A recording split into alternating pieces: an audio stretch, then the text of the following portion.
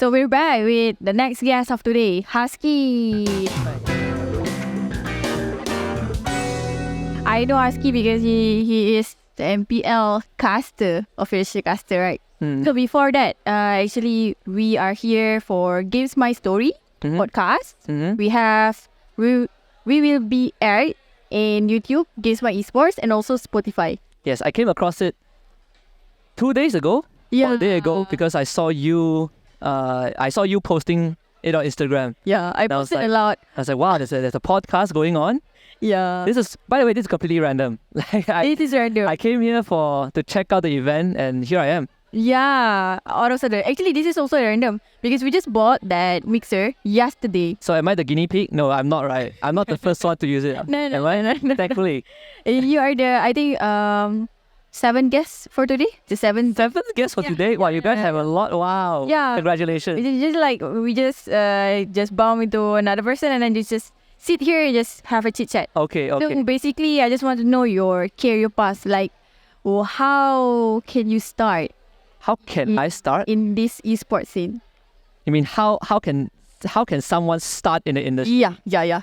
Basically, you lah. Of course, you. Okay, so my story lah. Yeah. Okay, my story dates back 7 years ago. So 2017. 2017. Okay, before that, my father used to run a cyber cafe. Okay. So I grew up playing games, a lot of video games, and then my friend introduced me to this game called Dota.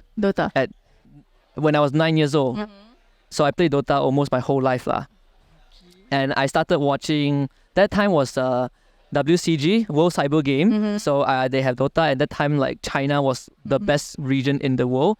And I started getting more and more into Dota. But I didn't know it was esports back then. I didn't know esports existed. You only know game. Yeah, because I come from a very small kampong. I come from Rao Pahang. So there's no esports there. It's just a hobby. Playing games is just a hobby. All right. Then when I was 13, it was 2013, I think. 2013 TI3. The one where Elias won against Navi in the finals. I remember watching that. And it was the best finals of Dota I've watched at that point of time. And I thought to myself, what if one day I do the exact same thing? What if one day I get to commentate on a video game on the world stage and the whole world hears my voice? Yeah. That's just a thought lah. But after that, finish study, graduate, high school, come to college. And I didn't think much about it until 2017, where there was an audition by Garena Malaysia. So they have a shoutcaster workshop. Okay. They're looking for a new English caster for League of Legends. So I signed up. And that time they say there's a rank requirement and you have to be like gold or platinum rank or something lah. I see. So I just hit the rank. So I signed up and I got a reply. Okay. I remember I was very happy when I got the reply. So I attended their workshop. It was supposed to be a 4-week workshop, 4 weekend. So 2 sessions per week. Then after that, after the final session, you have a mock cast. Okay. Then the panel or the coach will evaluate to see if you're ready to go on camera. But after the second week, their local league started. Their equivalent of MPL started. That time it was called TLC. All right. And they needed caster. So what they did was they asked us if we could do it. Okay. They chose us on camera, and that's how it started. That's how I first started casting. I mean, it's quite big, right? That time locally it was quite a thing lah for League of Legends. That time League of Legends was a big thing in Malaysia still. I see. Now unfortunately not anymore, but back then it was. So that was the first time we all go on cam and we had no idea what we're doing. You just go up, go on cam and like speak. From the one that you dreams to be one of the caster, right? So to step out of the comfort zone and prepare for the first time. I mean, how can you do that? What kind of preparation that you... We were very grateful because we had we had a mentor. So he would tell us that these are the things that you can prepare. And this is how you should do a cast, the basics lah. Since young, I've always been performing. Like kindergarten, I performed for graduation ceremony. I did a lot of public speaking, debate, choir, singing, storytelling, all the things. So I am not that afraid of speaking. I see. But speaking in front of a camera is very different. So it was a new experience. It's very nerve-wracking. But I somehow pulled through. And I think at that time, I knew what I wanted as a caster. Because I did it because I like doing it. I wanted to try. It was a hobby. I didn't even consider it to be a job. I just wanted to try out Then after I graduate, I go find a real job lah. Okay. like most people lah, find a real job. But that time I sort of knew what I wanted to do. I know what I heard many years ago. The type of caster I want to be, the hype caster, the play-by-play. Okay. So on my first day, I did that. Well, I tried my best to do that, and at that time for a first timer, it was quite impressive, according to our mentor. So over the years, when League of Legends started not being as popular, Garena Malaysia kind of shut down their branch.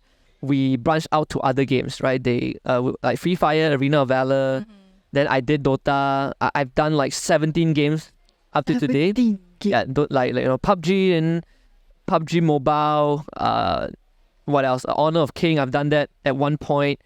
Brawl Star, Pokemon Unite, Valorant, all the things out there, all the games out there. Rainbow Six Siege. I did that for like 2 years or so.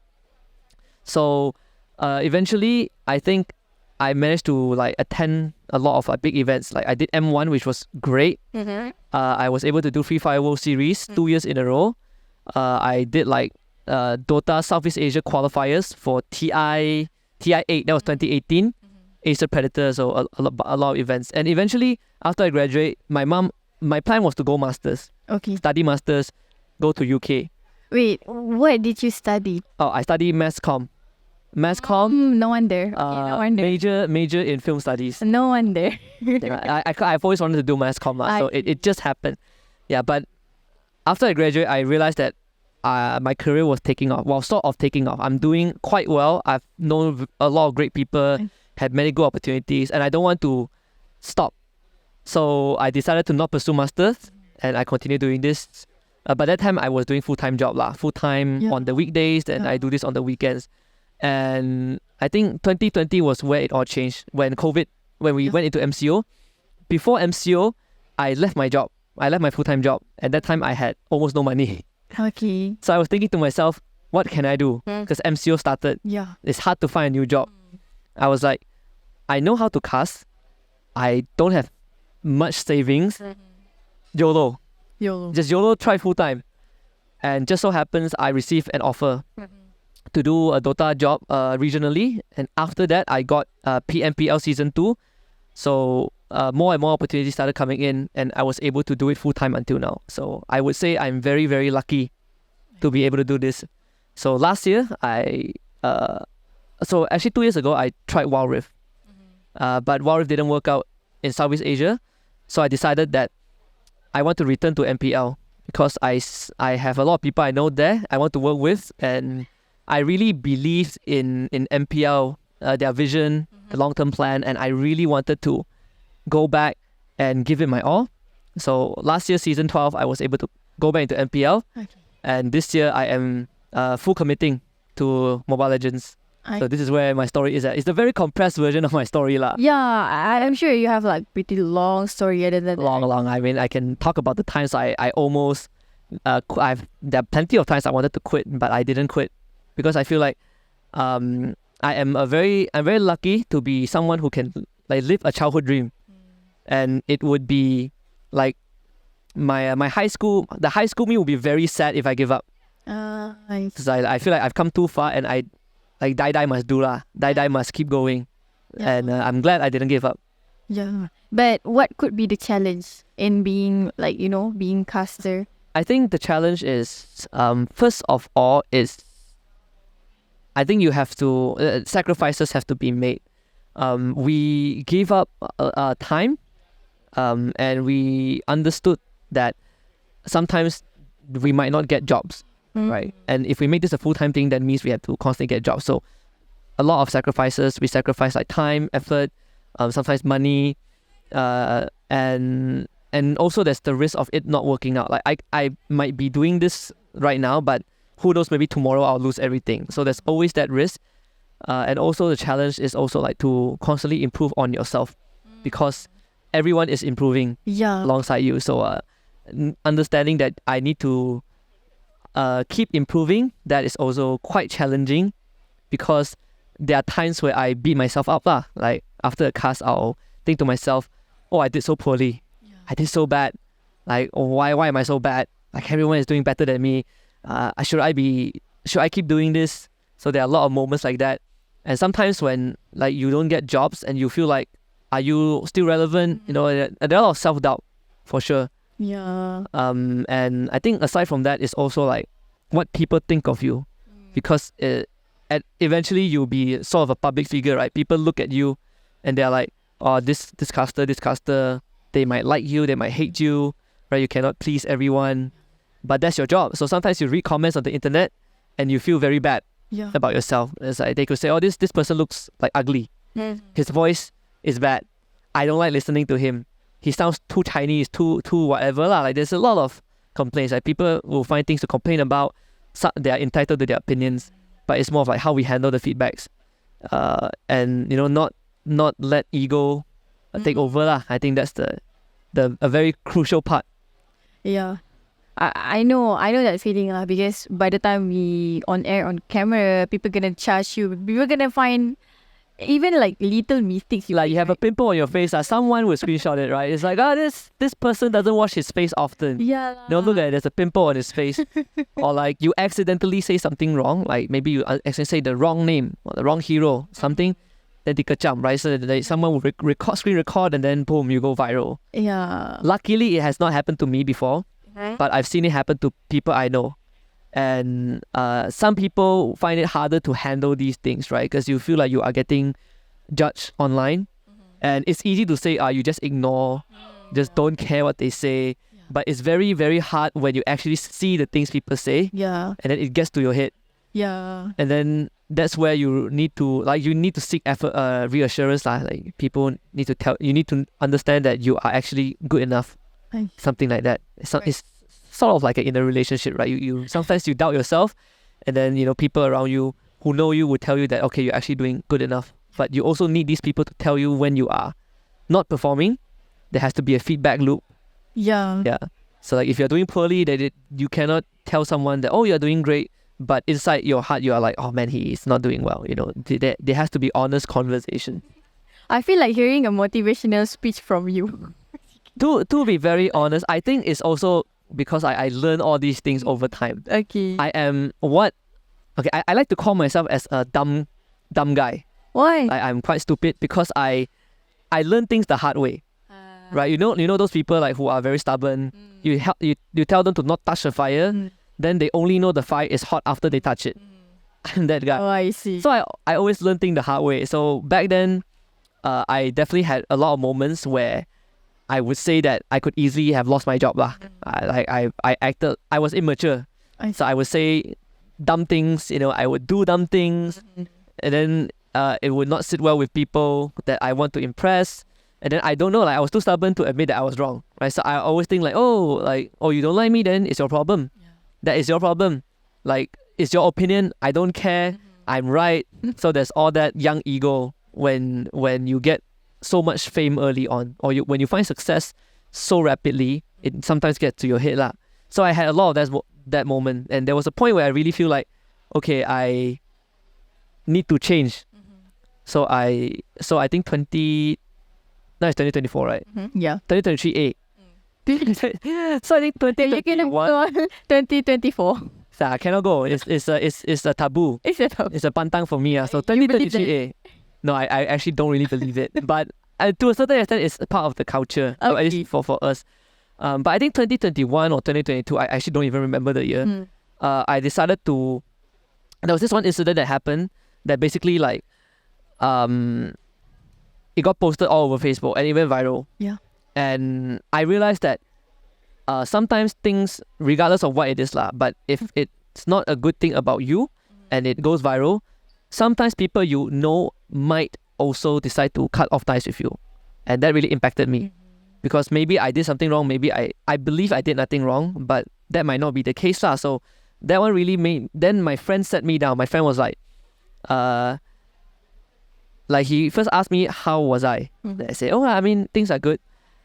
And then without missing a beat, he sat me down and he gave me a lecture. Just scolded me lah. Like you're doing all this. You are like red listed. Like people are starting to ban you and all that. Like, do you know what you're doing? Do you know that you could lose everything? And then that was like a wake up call for me. And I was like, oh, wow. I might lose everything today. So it was very scary. And then he told me something is, you haven't done something that is unforgivable. It's not like you have a big scandal or anything. People need to like ban you everywhere. You haven't done something as bad as that yet. You have done something bad, but not as bad. There is still a chance. But he also said, if you don't buckle up now, the ship sails and it's over. Yeah, so I really thought a long time, and I was like, I need to do something. So I seeked out help. I went to counseling, and I cut myself off from social media for 3 months. Seriously? Yeah, and then that was the end of 2021. Cut myself on social media. I just don't want to look at whatever is happening. Just focus on myself. In 2022, I came back with a new resolution that I want to turn over a new leaf. Just completely change what people think about me through my actions, how I interact with people, how I talk to people, and just not be the person I was which was a very tough journey because it goes against everything that I was. So what everyone is seeing right now is like, if you meet me 3 years ago, you would hate me. That's how I would put it I see.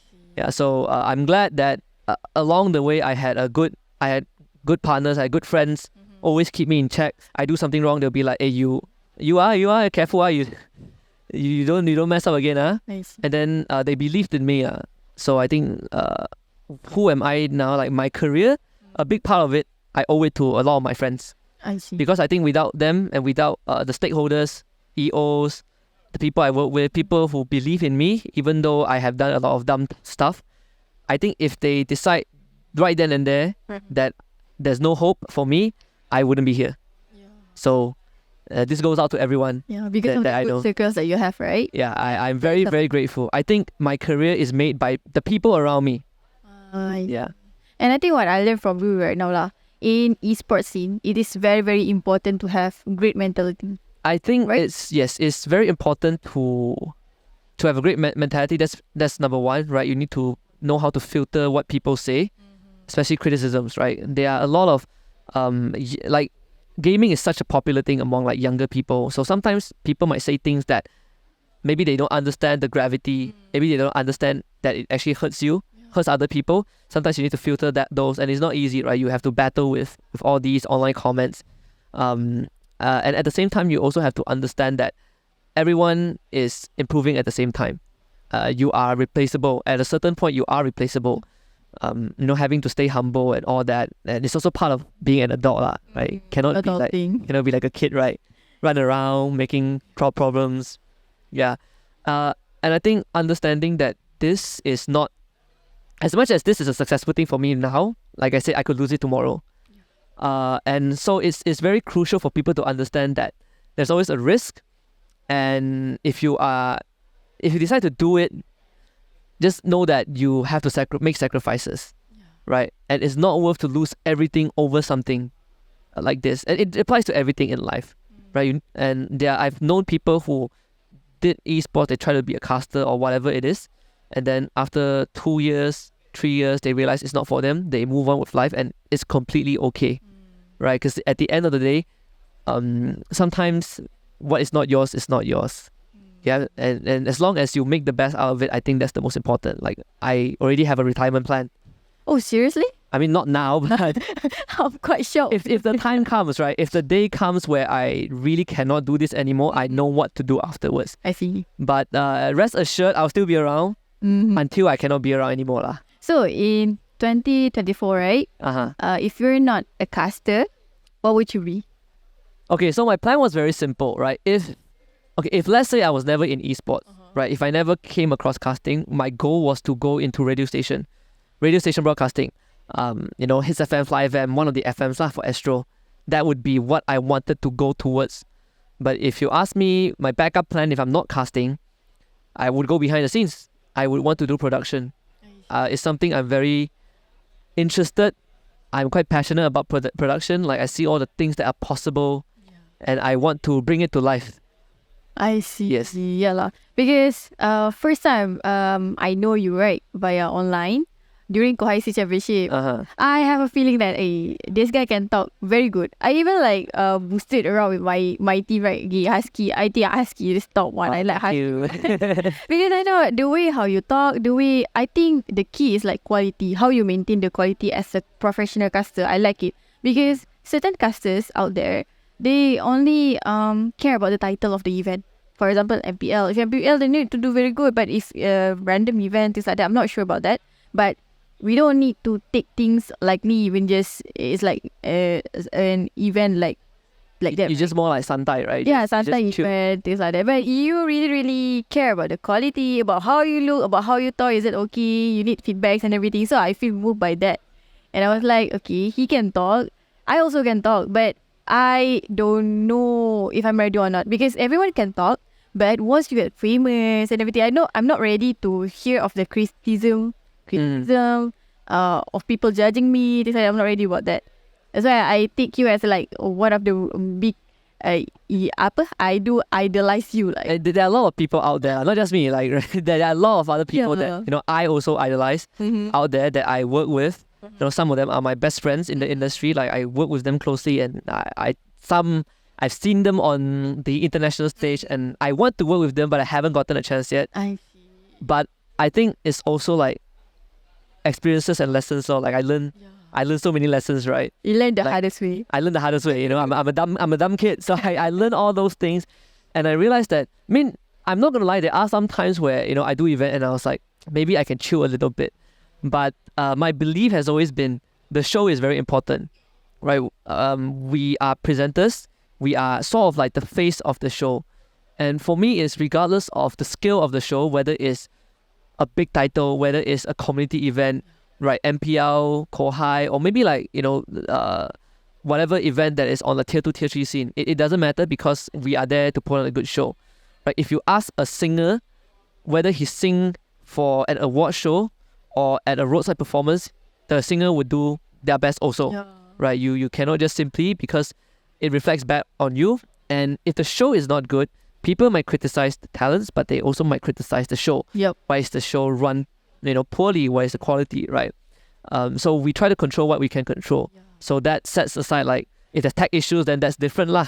But we try to do what we can to keep the show going. And that's also with the help of people behind the scenes, production, technical staffs. They make sure that the show is smooth, and then we make sure that the smooth show is even smoother. It sounds good, it looks good, and if there's any feedback, we talk about it post-mortem. The golden rule is if the audience thinks it's good enough.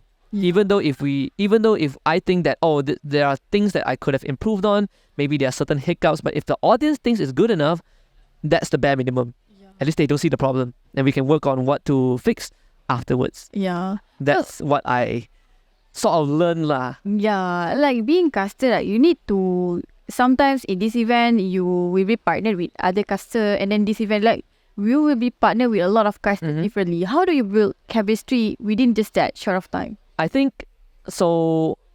This is actually a very interesting question because it's what all casters would go through eventually. Like, let's say if we pair with someone new, what I do is I talk to them before the show starts.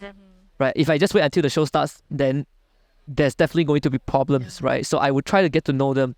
Like, maybe have they casted before? Like, if I know who they are, then it's easier because I already know them. Then I would ask, like, so, are you play-by-play or are you color? What is your role? What you're more comfortable with? I'm ready to adjust to you. If you want me to be this, I will do my best.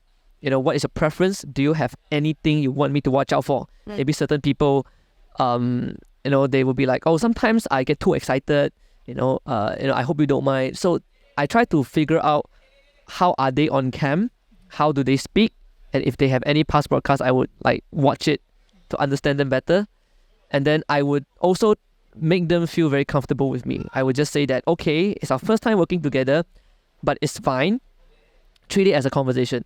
Treat it as two people talking about something that they like, right? Imagine if we're talking about food, right? You like food, I like food. Let's talk about food in front of 100 people. Yeah. Right? You like ML, I like ML. Talk about ML.